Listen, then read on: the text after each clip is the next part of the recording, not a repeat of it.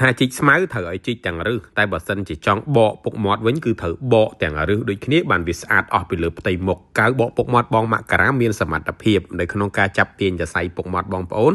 ឲ្យចេញមកក្រៅទាំងរឹសតែម្ដងធ្វើឲ្យផ្ទៃមុខបងប្អូនលោងស្អាតដូចមនុស្សដែលអត់មានពុកមាត់អញ្ចឹងបងប្អូនបើសិនជាមិនជឿខ្ញុំទេអាចមើលលទ្ធផលជាក់ស្ដែងរបស់យើងបាននេះគឺជាសកម្មភាពបៀកកៅបកពុកមាត់បងមករាទៅលើផ្ទៃមុខរបស់ភ្ញៀវនេះយើងកំពុងតែបកពេលដែលបកមកកាវបកពុកមាត់គឺចាប់ទាញសរសៃពុកមាត់របស់ភ្ញៀវទោះបីជាសរសៃធំប៉ុណ្ណាក៏ដោយចាប់ទាញមកខាងក្រៅទាំងរឹសតែម្ដងបើកលេចមើលទៅលើផ្ទៃមុខរបស់ភ្ញៀវវិញរលោងដូចមនុស្សអត់មានសរសៃរួមដូចជាមនុស្សដែលអត់មានពុកមាត់ពីមុនមកអញ្ចឹងកាវបកពុកមាត់បងមករាមិនឲ្យគុណភាពខ្លាំងមិនកើតនេះគឺជាប្រេនកាវរបស់បងមករាផ្ទាល់បងប្អូនយើងកំងគុណភាពជាមួយនឹងរោងចក្រឲ្យរោងចក្រធ្វើគុណភាពល្អហើយពិសេសមែនតែនសម្រាប់បងដែលគាត់មានសរសៃពុកមាត់ក្រាស់បងប្អូនមានកាវបកពុកមាត់បងមករាតែមួយឈុតខ្ញុំជឿថាបងប្អូនប្រកាសជឿជាក់លើខ្លួនឯងហ្មងរៀបទៅកម្មវិធីនៅណាក៏ដោយបាច់ចាំទាញឡាមយកមកកៅទេបកពុកមាត់ឲ្យតែស្អាតទៅបងប្អូនអើយ10ថ្ងៃកន្លះខែមួយខែអីបានបកម្ដងទៀតឲ្យតែកន្លែងណាតំបន់ណា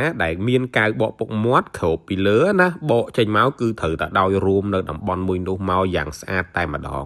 នេះគឺជាការបកទៅលើផ្ទៃចការបស់បងប្រុសដែលគាត់ជាភ្ញៀវអញ្ជើញមកហាងបកពុកមាត់បងមករាសាខាអូដឹមណា